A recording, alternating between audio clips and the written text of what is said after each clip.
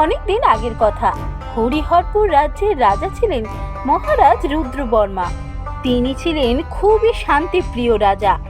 রাজ্যে ঝগড়াঝাটি তিনি একেবারে পছন্দ করতেন না। সারা রাজ্যে রাজবাড়ির লোক ঘুরে বেড়াতো আর দেখতো কোথাও কোনো ঝগড়াঝাটি হচ্ছে কিনা।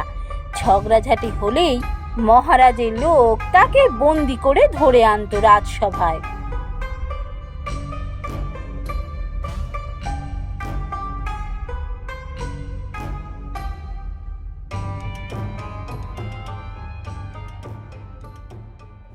মহারাজ, আজ এদের দুজনকে পেয়েছি। রাস্তায় দাঁড়িয়ে দুজনে মারপিট করছিল। কে? আমার রাজ্যে মারপিট? না, এ আমি কখনোই সহ্য করব না। কি হয়েছে? দুজনে ঝগড়াঝাটি মারপিট কেন করছিলে? মহারাজ, ও আমার ছাগলকে মেরেছে। কে? ছাগল একটি অবলা প্রাণী। অবলা প্রাণীর উপর অত্যাচার আমি সহ্য করব না। কেন? কেন মেরেছো ছাগলকে? মহারাজ, আমি কি করব বলুন? আমার বাগানের গাছগুলো মুড়িয়ে খেয়ে গেছে ওর ছাগল। ও ছাগলকে ইচ্ছে করে আমার বাগানে ছেড়ে দেয়। আমার আর কি করার আছে বলুন? আমার বাগানটা পুরো নষ্ট হয়ে গেল, তাই আমি ছাগলটাকে মেরে তাড়িয়েছি। না, এ তো কখনোই উচিত নয়। ছাগল দিয়ে ওর বাগান নষ্ট করে দেবে, এটা কখনোই উচিত নয়। তুমি তোমার ছাগল কেন সামনে রাখতে পারোনি? না মহারাজ, মিথ্যে কথা বলছে। আমার ছাগল ওর বাগানে ঢোকেইনি। চুপ করো। কে মিথ্যে বলছে আর কে সত্যি বলছে সেটা যাচাই করবো আমি। যদি জানতে পারি ও সত্যি কথা বলছে, তাহলে তোমার জরিমানা হবে, এই বলে দিলাম আমি। এবার যাও, যে যার নিজের বাড়ি ফিরে যাও। এইভাবে রাজ্যে পাহারা দিতে গিয়ে আর একদিন ধরা পড়লো আর এক কাণ্ড। নরেন, এইটা কিন্তু ভালো হচ্ছে না। তুই সমস্ত ভালো জমিগুলো নিয়ে নিচ্ছিস আর আমার ভাগে কিছুই রাখছিস না। এটা একদম ঠিক কাজ হচ্ছে না। আমি কিন্তু মহারাজের কাছে বিচারের জন্য যাব বলে দিলাম। জমি যা ছিল তা সমান ভাগ করেছি, তাতে তোর ভাগে যা পড়েছে সেটাই তোকে দিয়েছি। এভাবে বলে তো হবে না। আজ মহারাজের কাছে যেতে হলে যা, আমিও যাব মহারাজের কাছে। কি হলো? এখানে এত চেঁচামেচি কেন?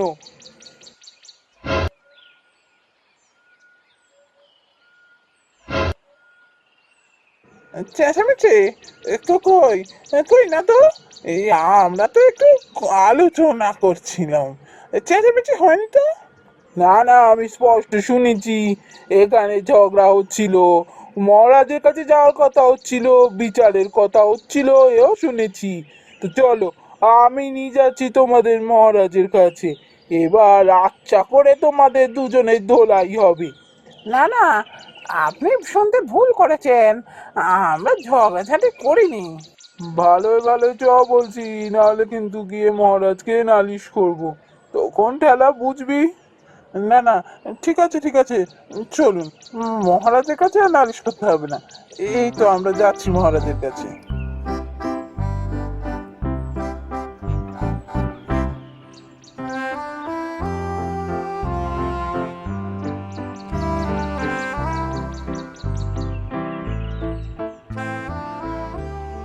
মহারাজ, এদের দুজনকে আজ ধরেছি। এরা আজকে রাস্তায় দাঁড়িয়ে দাঁড়িয়ে ঝগড়া করছিল। কে? কি বলে? ঝগড়া করছিল? কেন? কি জন্য ঝগড়া হচ্ছে? আমার রাজ্যে ঝগড়া আমি পছন্দ করি না। আমার রাজ্য থেকে ঝগড়াঝাটি কেন? কি হয়েছে? কিসের সমস্যা? মহারাজ, ভাই সমস্ত ভালো জমিগুলো নিচে নিয়ে আমাকে সব খারাপ জমিগুলো দিয়েছে, যাতে ফসল ফলে না। আমি তো চাষি মানুষ, যদি আমি ফসলই না ফলাতে পারি তাহলে আমার চলবে কি করে? তাই আমি ভাইকে বলছিলাম যেন সমস্ত ভালো জমিগুলো সমান ভাগ করে। না মহারাজ, ও মিথ্যে কথা বলছে। যত জমি ছিল আমাদের সব আমি সমান ভাগে ভাগ করেছি। তাতে যে জমিগুলো ওর ভাগে গেছে গেছে, আমি ওভাবে ঠিক ভাবিনি। না মহারাজ, আমি সব সত্যি বলেছি, আপনি বিশ্বাস করুন। চুপ করো। তোমাদের এত বড় সাহস আমার সামনে দাঁড়িয়ে ঝগড়া করছো? ঠিক আছে, আমি এবার তোমাদের মধ্যে জমি ভাগ করে দেবো। এর বিচার আমি করব। হ্যাঁ মহারাজ, আপনি ঠিক করে দিন আমাদের মধ্যে কে কোন জমি পাবে। ঠিক আছে, আমি তোমাদের দুজনকে একটা প্রশ্ন করব। যে সেই প্রশ্নের সঠিক উত্তর দিতে পারবে সে পাবে সমস্ত ভালো জমি। মহারাজ আমার কাজটা অনেক সহজ করে দিলেন দেখছি। মহারাজও চান আমি সব ভালো জমি যাতে পাই। ওর তো মাথায় বুদ্ধিই নেই, মহারাজের প্রশ্নের উত্তরও দিতে পারবে না, আমি ভালোভাবে জানি। মহারাজকে আমি আগে বলে দিই আমার মত আছে। মহারাজ, এর থেকে ভালো তো আর কিছু হতেই পারে না। আপনি ঠিক করে দিন কে কোন জমি পাবে।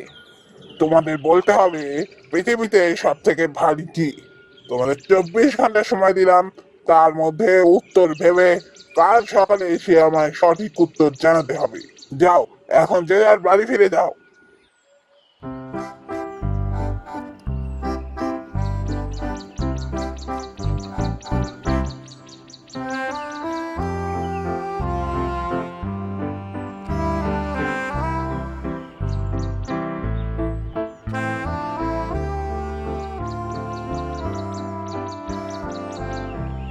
ও, আমার যে আর তর সইছে না। এখনো এত ঘন্টা আমাকে এভাবে বসে থাকতে হবে। কখন যে মহারাজ ঘোষণা করবেন যে সমস্ত ভালো জমি আমি পাবো, সে অপেক্ষাতেই আমি আর থাকতে পারছি না। আমি জানি আমি যে উত্তর দেবো সেই উত্তরই মহারাজ সঠিক বলে ঘোষণা করবেন। দাদার মাথায় বুদ্ধি আছে যে ও কোনো উত্তর দিতে পারবে। কালকে গিয়ে দেখবো ফ্যাল ফ্যাল করে তাকিয়ে আছে। ওর মুখটা মনে পড়লে আমার হাসি পাচ্ছে।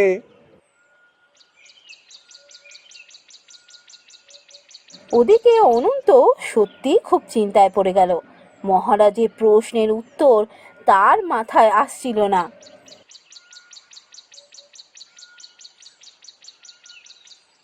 কি হলো বাবা, তোমাকে এত চিন্তিত দেখাচ্ছে কেন? কি হয়েছে? কি আর বলবো রে মা, মনে হচ্ছে এবার আমাদের না খেয়ে মরতে হবে। চাষবাস এবার লাটে উঠবে। কেন, কি হয়েছে? আমি তো কিছুই বুঝতে পারছি না। তুমি হঠাৎ এসব বলছো কেন? তখন অনন্ত সকাল থেকে ঘটে যাওয়া সমস্ত ঘটনা তার মেয়েকে বলল। এই কথা, এই জন্য তুমি এত চিন্তায়? আরে বাবা, এর উত্তর খুব সহজ, তুমি এত চিন্তা করো না। না রে মা, তুই যা ভাবছিস তা নয়। এই প্রশ্নের উত্তর সহজ নয়। যদি সত্যি সহজ হতো তাহলে মহারাজ প্রশ্নটা করতেনই না। প্রথমে আমিও ভেবেছিলাম পাথর জাতীয় কিছু হবে উত্তর, কারণ পাথর তো খুবই ভারী। তারপর ভাবলাম এত সহজ উত্তর হলে মহারাজ এই প্রশ্ন করতেন না। কিন্তু এর যে ঘোরালো উত্তর কি হতে পারে তার আমার মাথায় আসছে না। তুমি এত চিন্তা করো না তো, আমি জানি এর কি উত্তর হবে। আমি পাথর বলবো না। কালকে সকালে তুমি যখন যাবে তার আগে আমি তোমায় উত্তর জানিয়ে দেবো। এখন চলো তো, খেতে চলো, এত চিন্তা করো না।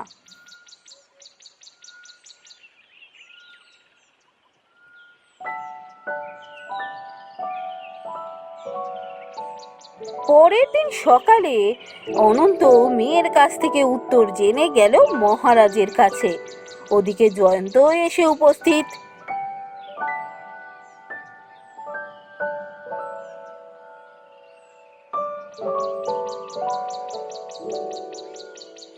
এই তো দুজনেই এসে গেছে দেখছি।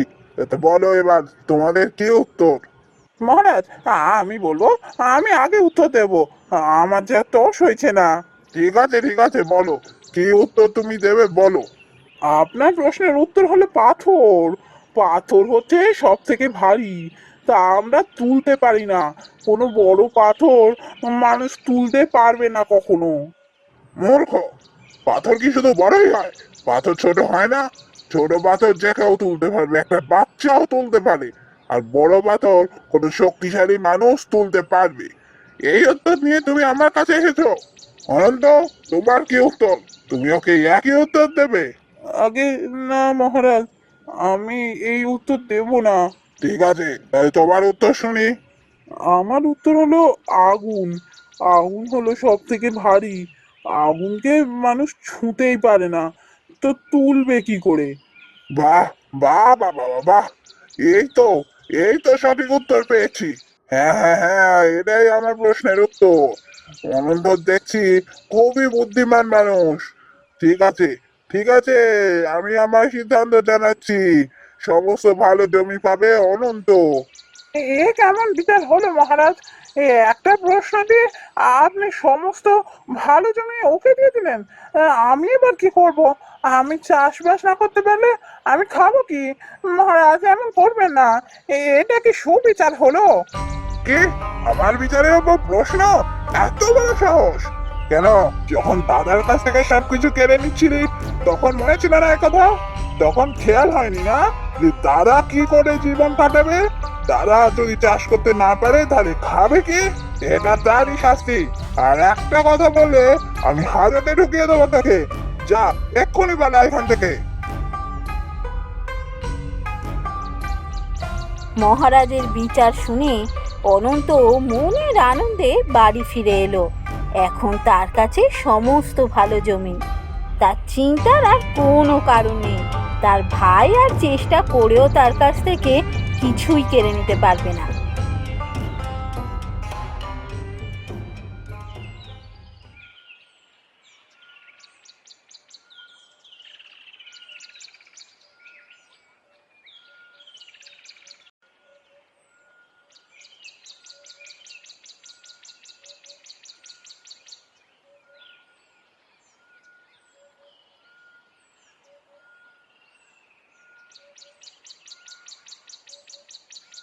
এই যে অনন্ত, আমি তোমার বাড়ি যাচ্ছিলাম। আমার বাড়ি? কেন, কি হয়েছে? মহারাজ তোমায় ডেকে পাঠিয়েছেন, একবার শিগগিরই গিয়ে দেখা করো। তাই নাকি? আমি এক্ষুনি যাচ্ছি।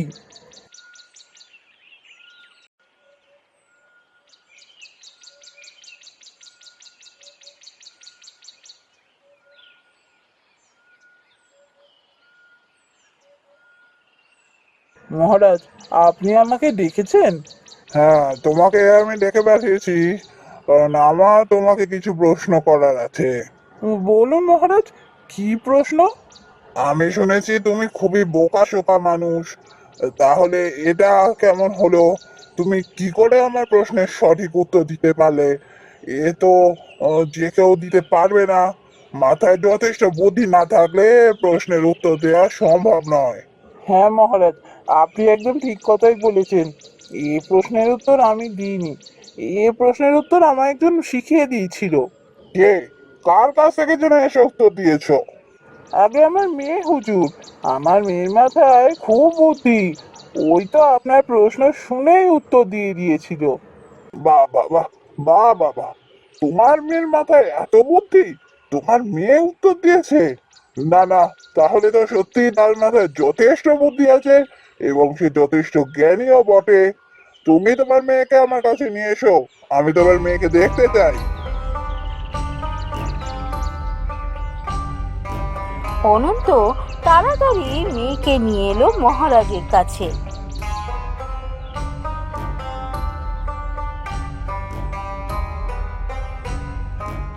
হুজুর, এই হচ্ছে আমার মেয়ে রোমা। ও, তুমি বুঝি আমার প্রশ্নের উত্তর দিয়েছো? আগে হ্যাঁ মহারাজ। বাহ, বাহ বাহ বাহ বাহ, আমি খুব খুশি হয়েছি। অনন্ত, তোমার মেয়ে যেমন জ্ঞানী তেমনই সুন্দরী। আমি চাই তোমার মেয়ের সাথে আমার পুত্রের বিবাহ দিতে। ও হবে এই রাজ্যের ভবিষ্যৎ রানী। আশা করি এতে তোমার কোনো আপত্তি নেই। এর কিছুদিনের মধ্যেই রাজকুমারীর সাথে রমার বিয়ে হয়ে যায় এবং তারা সুখে শান্তিতে দিন কাটাতে থাকে।